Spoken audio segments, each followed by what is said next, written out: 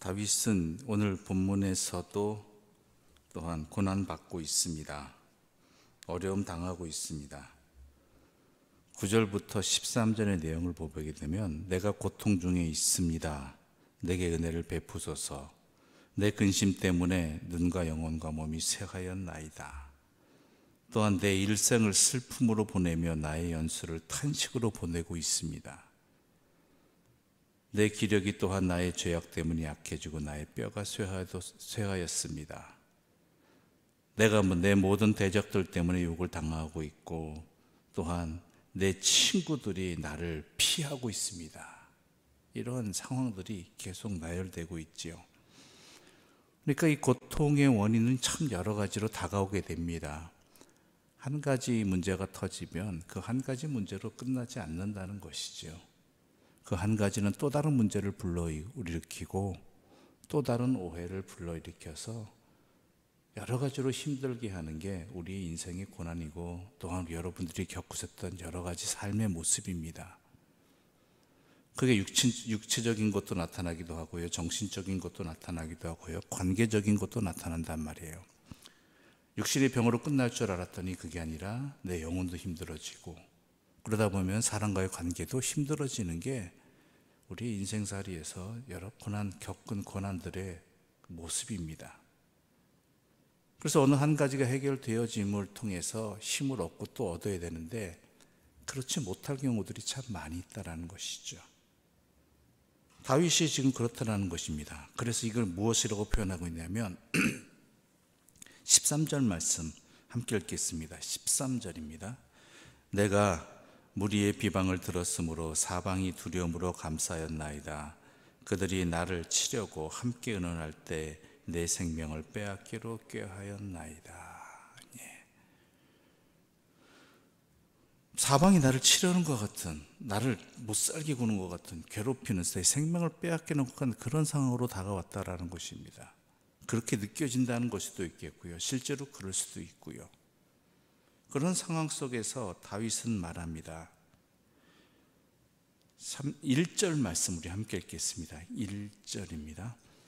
여호와여, 내가 주께 피하오니 나를 영원히 부끄럽게 하지 마시고 주의 공의로 나를 건지소서. 예.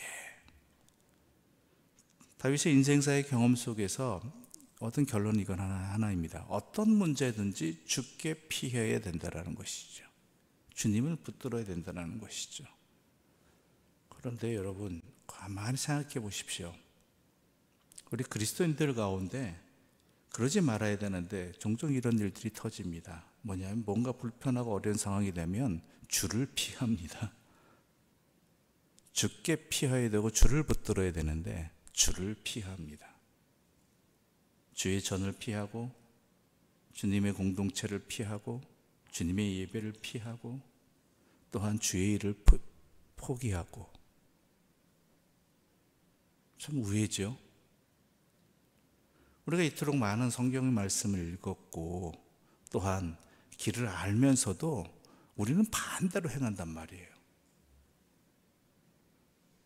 이게 참 안타까운 모습 아닙니까? 인간의 연약함과 어리석음은 이와 같습니다. 알고 있으면서도, 알려줘도, 입으로 고백하고 또한 수없이 되뇌었어도 하지 말아야 될 것을 먼저 해버리는 그러한 모습이 오늘 본문의 우리 인간의 모습이라는 것이죠. 그래서 다윗은 주께 피하오니라고 하고 있는데 다행히도 우리는 뭐예요? 주를 피하고 있다는 것이죠. 여러분, 그 어떤 상황에서도 주를 피해야 되는 게 아니라 주께 나와야 됩니다. 주께 피해야 됩니다. 주를 피하는 게 아니라 주께 피해야 됩니다. 주께서 나를 내치신다고 느낄지라도 붙들어야 되는 게 주님이시고 놓치지 말아야 되는 게 주님이라는 거예요. 베드로가 갈릴리에서 풍랑 속에 있었죠. 그때 그 비바람 속에서 다가오시는 주님을 알아보지 못했죠. 근데 주님께서 나라고 얘기하셨고 우리를 걸으시는 주님을 보고 나도 걷게 해달라고 하죠. 근데 그가 걷다가 어떻게 돼요? 빠지죠. 왜죠? 주님께 시선을 두지 아니하고 다가오는 비바람과 거친 파도에 시선을 두었기 때문입니다. 우리는 무조건 먼저 주를 피하는 그런 어리석은 경향들이 있다는 것, 우리가 이 말씀을 들은 이유는 이러지 말자라는 것입니다. 오직 주만이 나의 반석이고 산성입니다. 오직 주만이. 또한 그래서 다윗은 14절에서 이렇게 말합니다. 14절 말씀 함께 읽겠습니다. 함께 읽겠습니다. 여호와여, 그러하여도 나는 주께 의지하고 말하기를 주는 내 하나님이시라 하였나이다. 다윗의 신앙의 모습에서 우리가 본받을 게 바로 이거예요. 이런 상황이 있다 할지라도 어떻게 나는 그러하여도 나는 주를 의지하고 주께 의지하고 말하기를 주는 내 하나님이시라. 그가 하나님을 원망할 일들이 얼마나 많았습니까? 피하고 싶은 일들이 얼마나 많았겠습니까? 그 인생사에서 억울한 일 좀 많이 당했습니까? 주의 뜻을 따라 살려고 해도 답답한 일을 당하기도 했고요. 사방의 우겨싸움을 당해서 동굴에 숨어야만 하는 상황도 있었고요. 자신의 원수와 같은 블레셋 왕 앞에서 자기 목숨을 구걸해야 하기도 했고요.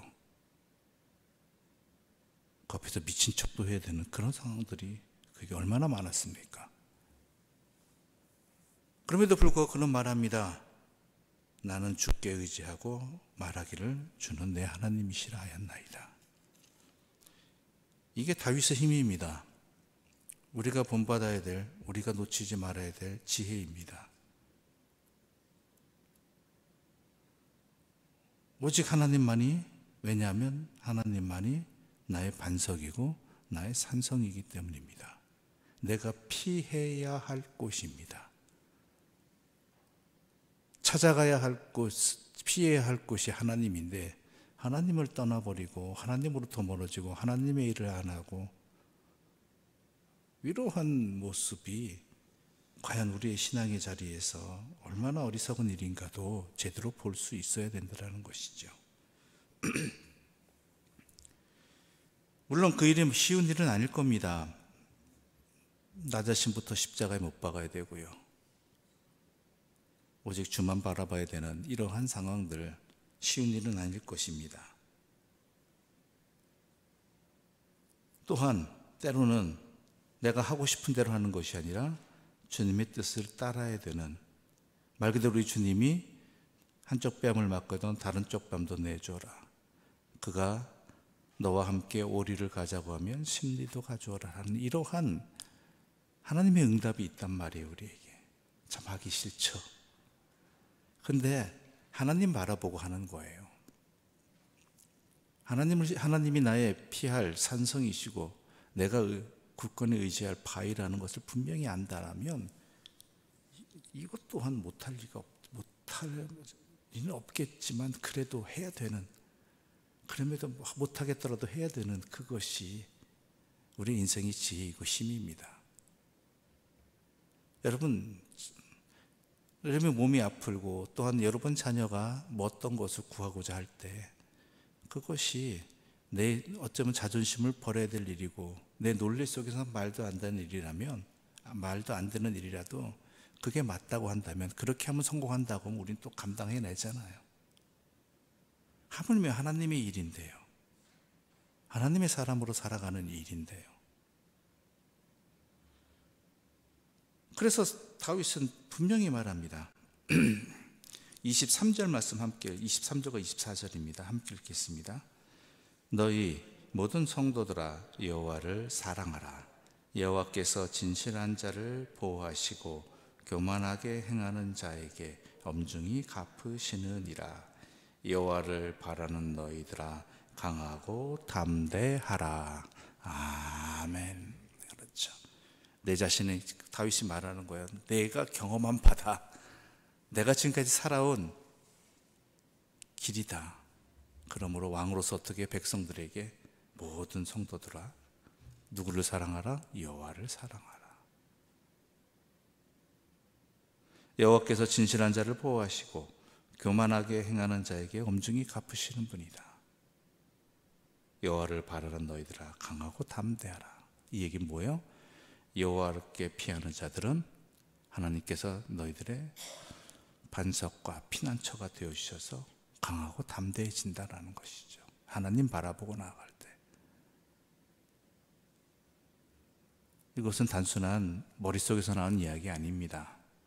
다윗은 그 모든 삶의 질고를 겪고 어찌 보면 가장 비참에도 처해봤고 가장 존귀에도 처해봤고 가장 억울한 상황에도 있어봤고 또한 심지어 자신의 아들한테 배신까지 당해보면서 부모로서 사람으로서 그 이상의 배신이 어디 있겠습니까?